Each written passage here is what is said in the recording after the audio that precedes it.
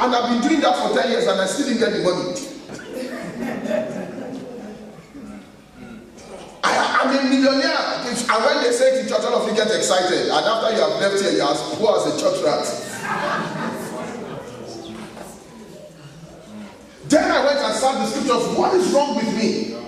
Why can't I get this in? Then I realized that God gives a seed. What is a seed? If you're writing, write this down. A seed is a promise for the future. That's what a seed means. It's a promise for the future. I have a maize seed in my hand. If I take that maize seed and I put it in the ground, I am assured that in the season of harvest, it will come out as one seed. It will come out in its multiple, which will catch up for me. Everything God has for you is in seed form. A concept, an insight, an idea. Ooh. So look, listen. Your houses, your cars, your Lamborghinis, your Porsche, living in the nice part of Dublin is inside you. Not anywhere else. It's not in the business that you do. It's inside you. I remember teaching you about the spider. How many of you remember when I talked about the spider the last time? I told you that the spider was different from all other insects because the spider does not depend on external environment to produce his future. The future of the spider is inside me, and then he spins out his web from his inside. And what did God give you on your inside to build your house? He gave you the promise of the Spirit, which is the Holy Ghost. Yes.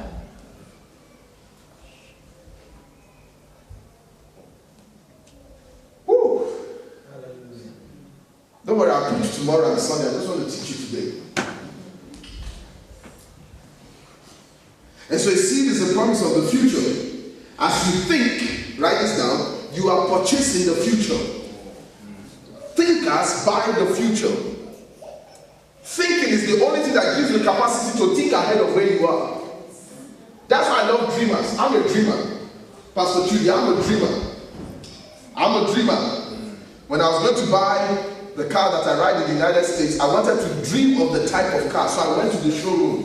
Nobody beats you when you go to the showroom. Go and dream about the kind of car you want to drive. Praise God. Dream about the kind of gadgets that should come out of that car. Let me tell you the reason why you don't have it yet. Because you are always saying to yourself, I just need a little van, something that will cost me like 500 euros. After all, it will take me from A to B. When I want to get from A to B, it's time. I don't have to be sweating before I get to B. Between A and B, the tire has stopped, the gasket has blown, the water pump is failing, the car won't start. Navigator is not working, the police, the guardian are following you behind just to tell you that your tail light is broken. I like to get there in style. And you can only get there by thinking it.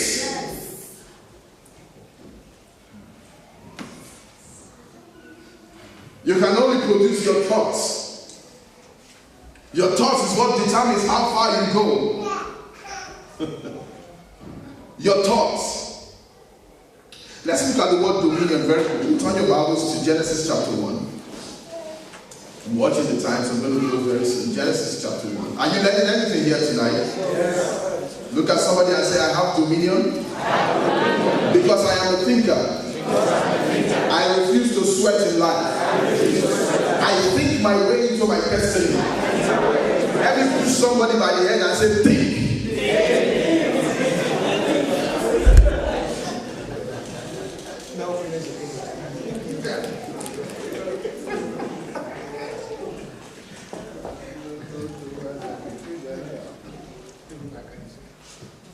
If I took a census of people who are here tonight and then I asked them, what would you like?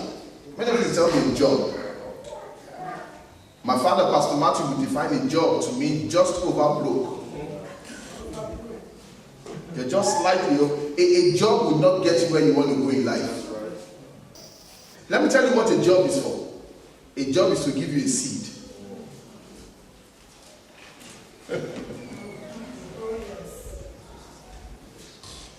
Okay, Genesis chapter 1, let's look at verse 26. I'm going to wrap up in a minute. Look at verse 26. Look at somebody before you read. Look at somebody by your side and say, I have ideas. I have insights. I have concepts. Look at somebody else and say, I have ideas. I have insights. I have concepts. Lay your hands on your spirit, which is the air, and then say, I have ideas. I have insights. I have concepts. Therefore, in the name of Jesus, I declare my ideas, my insights, my concepts, they will rule Dublin, Ireland. In the name of Jesus, I declare and declare, I confess tonight that I have insights, ideas, concepts to rule Dublin. In the name of Jesus, I have ideas, insights, concepts to rule Dublin. In the name of Jesus, I have ideas, I have insights, I have concepts to rule Dublin.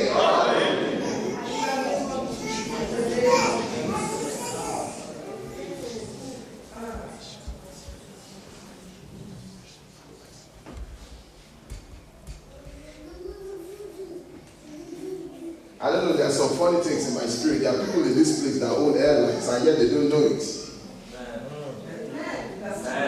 There are people here, as we were declaring those confessions now, I saw people here with keys to warehouses. I saw it clearly. I have always known that I would be rich. Poverty did not fit me. I always knew that. It didn't fit me, amen. I try to imagine how poverty looks like, but it does not fit. Amen. It doesn't. Some people, poverty fits them, and I don't know if you are the one, but it doesn't fit me. Amen. So I make every conscious effort to think my way out of it.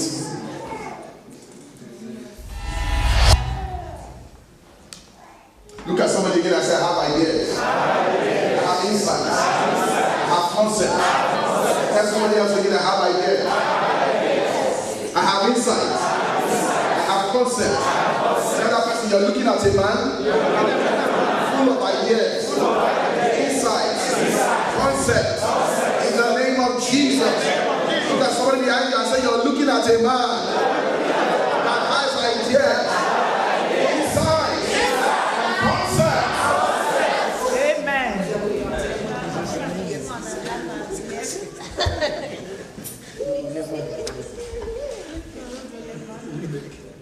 So in Genesis chapter 1 and verse 26, the Bible would say, and God said to man, listen, and God said to man, let us make man in our image and after our likeness, and let him have dominion over the fish of the sea, over the fowl of the air, over the cattle, and over all the earth, and over every creeping thing that creeps upon the earth. So God created man in his own image, and in the image of God created Ike Wanze. And hear what he said when he created me in his image. And God said to Ike Wanze, he blessed him and said, be fruitful, multiply, replenish the earth and subdue it. And what was the last thing he said? And have what? And have what? Okay, here is it. Watch this. He first of all created us in his image. What is his image? The word image there means the exact duplicate of kind. That's what the word image means. The exact duplicate. Oh, glory, I love this. That anytime I see this man, I am not seeing you who we think you are. I am seeing exactly what God, oh, glory to God. No, you're not hearing me here tonight. Stand up. You look exactly like God. Oh, glory to God. I said you look exactly like God. And somebody say you're fat, you're too, you look just, oh, glory to God. I said you look just like God looks. Oh, you're not hearing me. That's why there can't be anybody who is ugly. Because if somebody calls you ugly, they're calling God ugly. He said he created Ike in his image. I am the exact, oh, glory. You know what an image is? When you are brushing your teeth in the morning and you look in the mirror, You are looking at exactly yourself brushing your teeth. But you know what's happening to the church? They see they are brushing their teeth and the image in the mirror is sitting there painting his lips. That's an oxymoron. If I see my image doing something different from what I am doing, I will run. So if you are in the image of God and you're not doing exactly what God does, then you're not seeing that image. And he did not say that he gave you his image. He says you are created in the image of God and after his likeness. The word likeness there in today's English is the word operating system. So what it means that the very DNA of God is what's on your inside. The very day you got born again, everything that makes God to be God, that very thing rests on your inside. Somebody who wants to believe the word of God, you can never fail. Why? Because the image of God is inside of you. So when the Queen of England comes here, I wouldn't be afraid to shake her hand. Because she's royalty in the system of the world. I am royalty in God. You didn't hear that. You didn't hear that. The Bible says, for we are heirs of the Father. And we are joint heirs. It did not say we are joint heirs of the Son. It says we are joint heirs with the Son. So what it means is that everything Jesus had, I also have the privilege to have. Can you imagine Jesus going to President Obama and they would open the door? Very soon. You will soon see Ike Wanze eating dinner with President Obama. Very soon. You will see Ike Wanze talking to the Prime Minister of the Republic of Ireland. Very soon. You will see Ike the President and you will say, but I know him somewhere. Well, I think my way into what I believe I ought to be.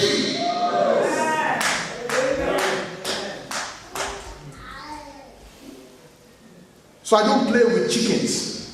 I fly with eagles. I don't talk to every pastor in town.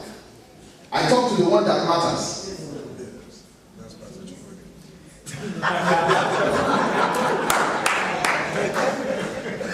Look at somebody and just look like God. Tell that person, do you have a problem with me?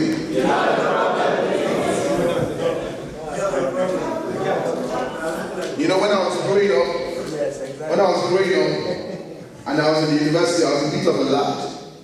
We would see certain girls pass by. I would tell our friends, that girl no fine job. See, I learned. We use all kinds of descriptive analogies to describe somebody who was made just to look like God. Not knowing that those of us who were describing somebody else, we looked like nonsense ourselves. You know why I knew that? Because it only takes nonsense to recognize nonsense. That's right. Oh, that's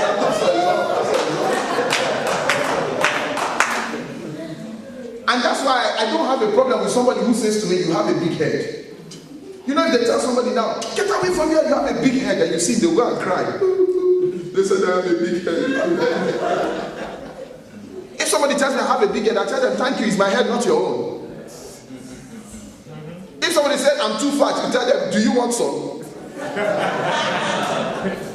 If somebody says that your leg is straight, tell them it is beautiful for my situation.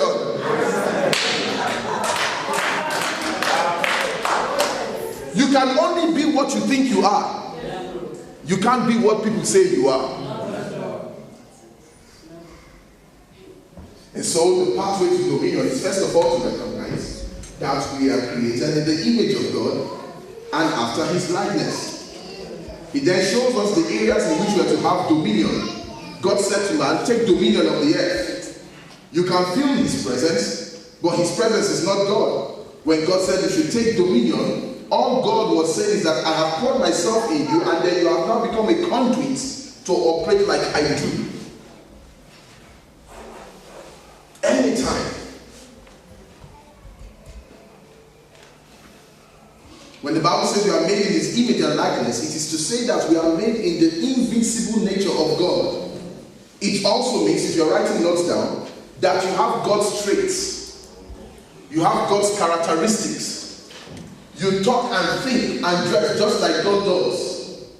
So when he made us on the earth, he put in us his breath. And his breath is what makes us higher than any other creature on earth. The reason why you're different from an animal is that God did not put in animal the capability to think. A dog functions by instinct. Human beings function by intelligence. When you are confronted with an issue, stop and think. Have you noticed that the Psalms are very interesting poetries? When David writes a beautiful psalm and he will craft it articulately, then he will use the word Selah. It means to stop and think. And the old songwriter will say, when I think of the goodness of the Lord and all, you stop. When things don't seem to be working, and then it looks as if you're making too much effort that you ought to make, stop and think. You ought to be married, you're not married, stop and think. You have a business and it's not working, stop. You know why you need to stop and think about that business? Because when you were starting it, you believed it would succeed. So what happened? You need to go back, stop, and think. The problem with believers today is that we don't take the time to think in God's word. Dominion is a function of thinking. I'll tell you this story and I close. In the early 60s, there was a man, a gangster, his name was Bugsy Siegel. He was a gangster, a terrible gangster. But he was also a thinker. So after he had made money from prostitution and racketeerism and all the kind of evils that he did, he felt that there was something about him that was more than these things he was doing. So the story tells us that he went into a place and then he sat down and began to think. While he was thinking, a certain influence came on him and then took him to the desert of Nevada. And then when he got to the desert, he looked, it was hot. People don't come here. Why was his thinking pushing him? Hear this. Thinking is a spirit. It is an influence. It is something that drives you. In fact, that's why Jesus said, when a man commits adultery, it is first in his heart. It is not in the act. It is in your heart. You think it before you do it. And so he got to Nevada and then he began to walk in the sands of Nevada. He walked in the desert and the story says he would pull off his shoes and walk around. And as he began to think, he began to conceptualize a hotel. He began to think, what can I put in this hotel that will make people come here? And then he began to think about slot machines, gambling machines, lottery machines. He was going to feed on the appetite of people craving for something beyond themselves. And so he built 2 hotels in the desert where nobody goes to. He named the 2 hotels, go and check it on the internet. One was called the Sands Hotel and the other was called the Flamingo Hotel. And then he put in slot machines that it is said that even in the toilets, there are slot machines in there so that when you're busy doing the business, you can be playing lottery and gamble. And today it is on record that every year 6.5 million people visit those 2 hotels. They go and work and earn money to go and gamble in a place where nobody thought that anything could happen. Are you in a dry and weary land? Think. Oh,